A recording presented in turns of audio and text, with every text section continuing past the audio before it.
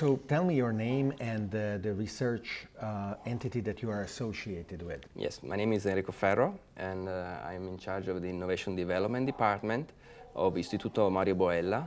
That is a private no-profit research institute that is based in Torino, and is the result of a partnership between the Polytechnic of Torino and Compagnia di San Paolo. There is a bank foundation behind the Intesa San Paolo Bank. As I understand, among many other activities, you are especially excited about blockchain and analyzing and educating the market about the implications of blockchain. Yes, exactly. The research team that I'm managing deals with the strategic implications of technological innovation.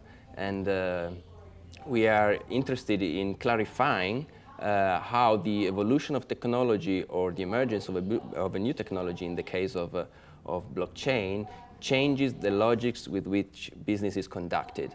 And we believe it is important to clarify the scenarios and the opportunities in people's minds, in CEOs' minds, in CIOs' minds, in order to allow them to seize this type of opportunities.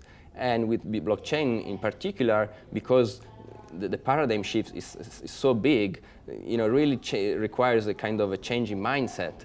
And this needs to be accompanied, needs to be facilitated by activities that are conducted with great depth in terms of analysis, great rigor, but at the same time are made available to everybody in order to really understand how to ride this new wave of innovation that is going to deeply change the way in which we understand and we conduct our business. Recently, you published a study about blockchain-based business models. Tell me a little bit about the results of this study. Yes, the study is an exploratory study, and the aim of the study was to understand which emerging business model were appearing in the blockchain ecosystems to run blockchain-based business activities.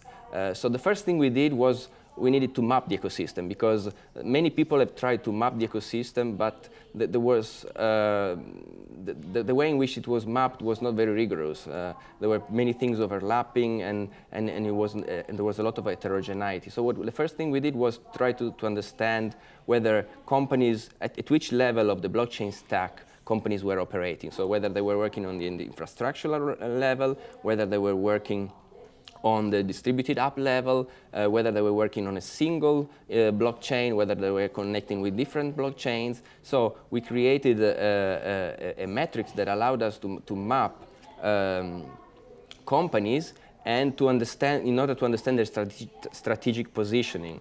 And once we've done that, we analyzed in depth the business models of the, let's say, the top 50 companies, or I would say cryptocurrencies and tokens that were on CoinMarketCap. Yes, CoinMarketCap. And what we understood is that the blockchain allowed to innovate from a business model perspective in a number of ways. First of all, there were some blockchain-specific new business model that had to do with mining, for example. Mining is something that wasn't existing before blockchain, and there are many business models that can be associated with mining. So we identified in total 20 business models that can be applied to blockchain, and a number of them can be applied to mining.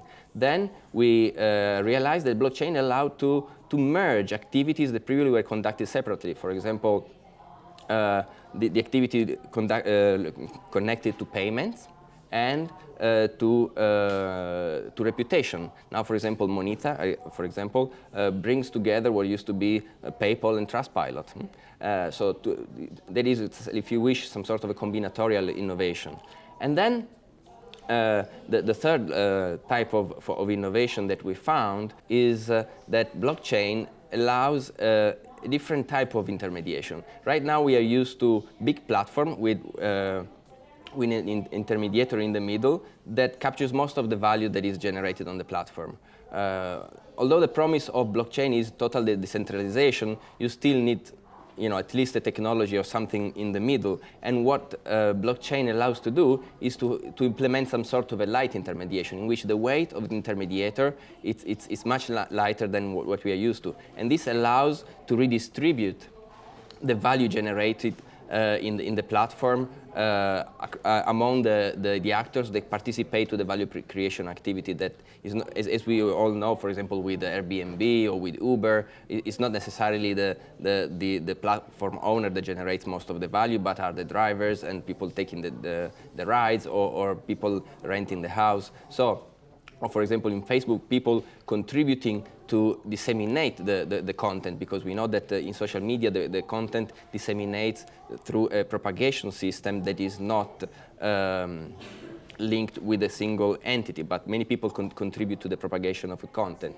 And in this case, for example, they are not remunerated for their work of generating and propagating content. In Steemit, for example, we have seen that this propagation process is remunerated by adopting a revenue sharing and a fine-grained accounting system. So, the internet, when it was born, contributed to the birth of a lot of new business models, and the same is now happening thanks to blockchain.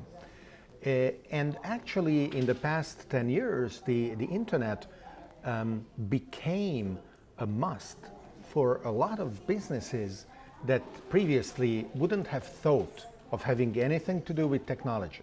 My favorite example is whenever I choose to go to dinner, I use my smartphone, and whether I use Google Maps or Yelp or TripAdvisor, whatever it is, the best recommendation is a restaurant that may be close by or not very close, but definitely it must be in the system. Maybe it is not the best restaurant that I would enjoy most, but if a restaurant is not in the system, I will never find it. I view reality through that platform.